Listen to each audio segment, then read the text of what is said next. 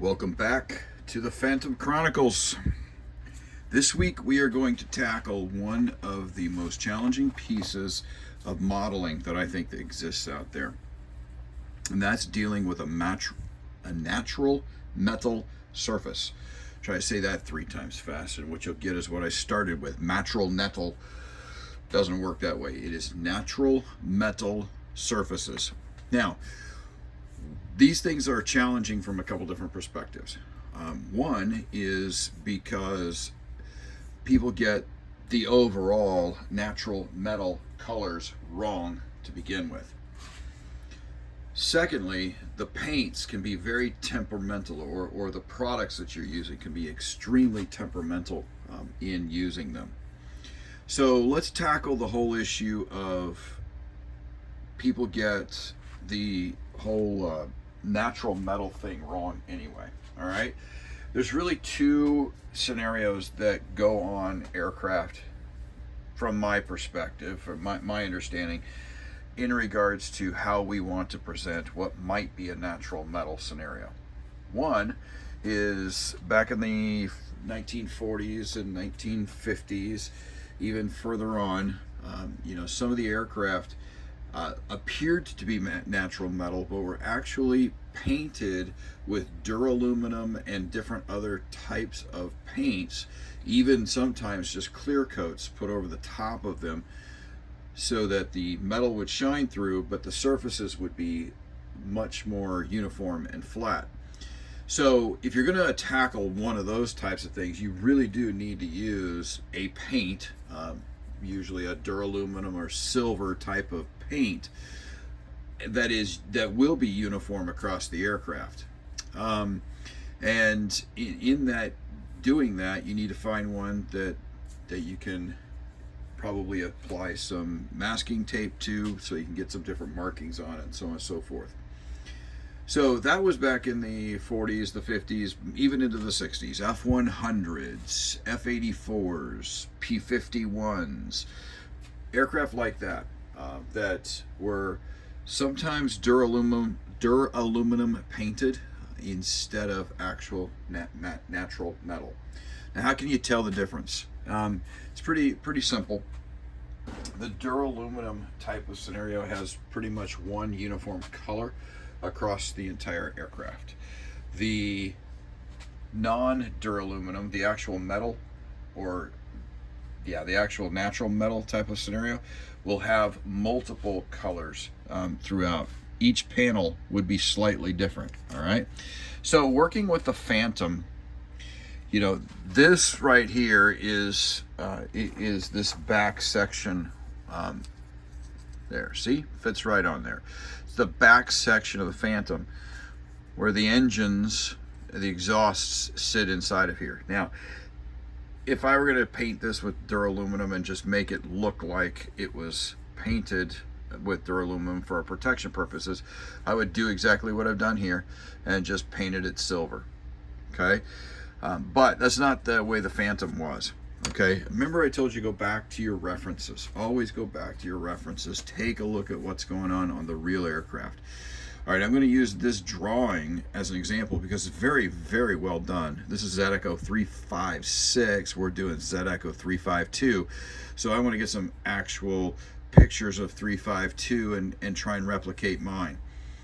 So first of all, you've got what appears to be black painted or a very dark metal type of scenario on the afterburner pedals. Now, the aircraft that I've looked at, ZECO 352 and others, it does in fact, there is one picture that I have that has one of these pedals actually painted black, and the other pedals were more of a burnt natural metal, or a very superheated type of natural metal. So take a look at your references if you're doing a particular aircraft. The other thing you'll notice here is, so you have different colors, different shades of color on the Phantom, the afterburner section here. Of course, that's because the exhaust is coming out here. The soot from these engines, these J79s back in the earlier days, was tremendous. I mean, just smoke trails were coming out the back of these things. Now, as The aircraft was refurbished and newer, better engines, newer parts, and uprated engines were put into it. The smoke trail was less. But let me tell you, it's nothing like the aircraft today, where they probably have or do have very little of smoke trail. In fact, when I take my pictures at the air shows like Oshkosh, when the pictures come out, I come out with 0 smoke trails on an F-35, an F-16, an F-15, for example. But what is interesting on those is you can see the heat distortion inside of the picture that exists there. But with the Phantoms, or like this past summer, I took a picture of a MiG-29 of all things up at Oshkosh, and there were smoke trails coming out the back of them. That's the way the Phantoms and some of those 1950s, 1960s, 1970s aircraft were. So you can see these different shades on here, and what you have to do is you have to ask yourself, okay, was this as a result of the metal superheating? Was this a result of different panels that were on there? So every natural metal, going back to the Dural Aluminum question, you know, if it's Dural Aluminum, it's painted, it's uniform color. But if it's actual natural metal, there's no paint on it, there's no protection on it, then yeah, every one of these metal panels might be different. So you have to go back to photographic references to find out, was that the case, and are these different shades because of the different heating, or are the different shades because of soot? And that will determine what kind of tools you use in either the weathering or the painting process.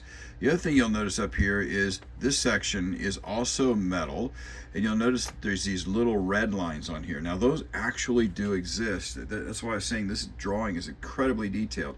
These actually do exist on a lot of the British Phantoms, not only on the these F4JUKs, but also on the F4Ms and the F4Ks, which were the ones with the Spey engines in them, that were built specific for the Brits. Now they must have used some sort of sealant or caulk on here that allowed you to see these red lines. So they're very prominent, although, I mean, they're not huge, don't get me wrong, they just appear to fill gaps in here. Perhaps somebody who's watching this who lives in the UK or maybe maintained the UK birds would know a little bit more than I do about that, but it looks like some sort of a caulk that goes on there to seal those up. So we're going to need to replicate that red on Z Echo 352 the way 352 was, and that's why I'm looking at some pictures that will hopefully help with that.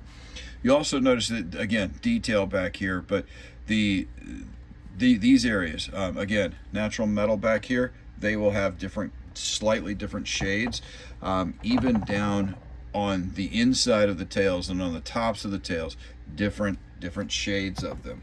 All right, so the purpose of this video is to not only introduce you to the metals, you know, the research, if you will, on finding out what you need to look at with a metal.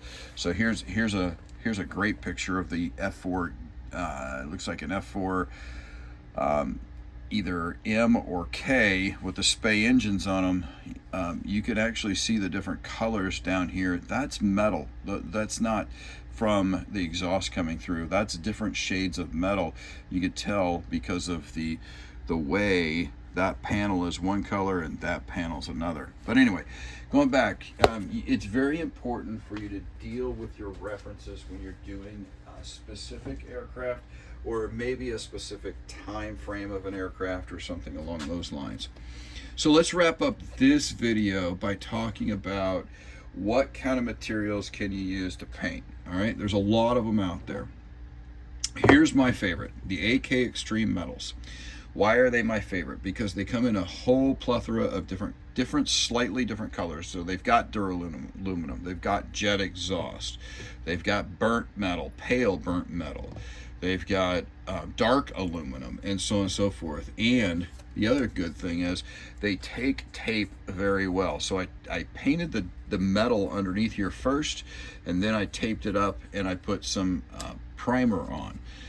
But I take off that tape on the other side just so you see. And typically when you remove a metal, remove the tape from metal, you're going to have splotches, because inside of these, unlike other types of paints, inside of these paints are actually flakes of the metal. And so they will just come right off with the tape. The tape will attach to it. And that does not happen with these, especially if you allow them to sit and dry for a couple of days. So these are some beginning pieces, if you will, some base pieces that I've done. I've even labeled it as base. So I started out with jet exhaust as my base. I wanted a darker but not quite bright silver. And then I'm going to start detailing these pieces in accordance with the ways that Echo 352 is. And I'm probably going to end up dealing with each panel. Now, one of the things that we'll take a look at it a little bit, but go to your references, because there's so many people out there that create these ribbing stripes inside of the Phantoms engine exhaust. I'm not a huge fan of that, because I think it's overdone many times. Have I seen that on real pictures before? Certainly have. But I think it's overdone 100 times out of 100. Okay, so we're not going to do that on this one. What we are going to do is we're going to probably address each panel, or maybe pairs of panels, based on weathering for soot, and possibly different panels, metal on the panels. So I start out with these extreme metal types of scenarios here. Other things that I use in the process that you'll see me use are pigments. And again, I'm using the MIG Ammo brand here, but you'll see me use different types of pigments. Why pigments? Because it puts a dust layer on here. It's more for weathering. It will allow some of the rivets and things like that to pop on the exhaust, afterburner exhaust nozzles here. I'll be able to put some of that rust or different colors down in there to represent the pieces of the metal kind of rubbing against each other. I may come back and use some dry brushing again. That's some ammo piece there. Another one that I really like to do and utilize is the Tamiya weathering pigments, or I don't know what else you would call them other than pigments, because I can't read the Japanese. But bottom line is there's different colors inside here. There's a rust, a soot, a snow. I've got a whole bunch of other different colors in there. So you can use these and take like a not a toothpick, but a Q-tip or a different type of makeup type brush, and you can rub them along. Typically, I'll put those inside of the exhaust nozzles to create like a stream effect. Another product that I really like from AK, I'm sounding like an AK advertisement here today, but I'm not really intending to be, but these are these true metal. These are not paints. These are more like wax pastes, and you put a little bit out, and then you can rub them in, and you can change their color by rubbing them with your finger or something else. You can actually rub them into a base paint that exists, and to give you just that little tinge of different type of a metal or different color that goes for it. And here I go with some more AK. There's some aircraft engine oil colors, and so these will be used to put streaks and stains on there. And again, that one's a liquid. That's not a pigment. Here's another. This one is a gun metal pigment. Man, let me tell you something. This stuff is amazing. You put this on, it's a pigment, so it's a little dust. You put this on and then you rub it, and it really, especially on guns, it makes things really pop. And I'm looking at using some of those on the top pieces of the little aileron, or not the ailerons, the stabilizers there. All right, another thing I like to use in the weathering process will be oils. Abteilung 502 here, which is a metallic silver. Again, it's an oil paint, so it's used for weathering and things along those lines. And then this one here is just a regular artist scenario. This is titanium white, but you can get different colors. We'll use some of that in the process. Now, one of the things you probably won't see on the Phantom here, But like if you're doing an F100, you may recall if you look at some of the pictures of the F100s, they'll have this on the back end of it, they'll have this burnt segment that, or maybe even SU-27s, where they have a little bit of blue or a little bit of green type of scenario. Sometimes I'll lightly spray with my airbrush different colors on the metal that I put on there in order to represent that burn effect. So clear blue is one of my favorites. Another one is this clear orange. Kind of works out, but it's just something that you can layer on top of it and make it really pop out. And we're doing an F100 here behind the scenes, and it'll be something to kind of play with a little bit. All right, so where are we real quick? The 15-minute mark. Where are we with the Phantom right now? All right, so I prepared that base color. I prepared all of my metal areas, if you will, on the Phantom, including on the Phantom itself. We've gotten a primer layer along much of the Phantom, so it's really starting to look like a Phantom. We got our white intakes done, only for me to later find out that on, again, studying references, that on the British Phantoms, the aircraft gray actually came in to about right here, and then the white took over. So I'm going to have to repaint that with the aircraft gray before I put the intakes on. I've got, taped up there in order to put some more of the primer on as we move forward. And I put the white inside of where the refueling probe will go. So I've got, like I said, I've got this piece. And in this particular case, I am, in fact, going to complete this back end piece here with all the weathering and everything before I put it on the aircraft, because it goes on, and of course I'm going to make myself a liar here, but without the tape in the way, it actually goes on incredibly well, and you'll get that nice sharp line that you're looking for without having to put tape down and make it. So when we eventually put this on, this piece right here will be done, and we'll go through that. All right, so next video will be starting to play with these. In fact, my IPMS club tomorrow, we're going to start playing with them in the IPMS club, so that everybody gets an idea on how to do that. So how did I get this far? In real quick, I've never done black basing before underneath my metal colors, so I thought I would try it this time.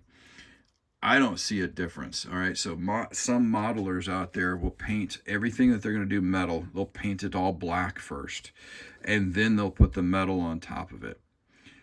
I don't see a difference, okay? I really don't. This did not have the black underneath it.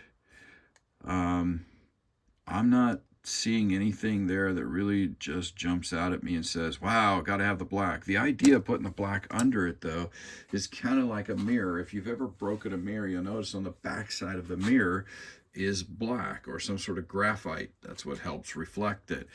And so I think the mindset is that black underneath this will help reflect the metal.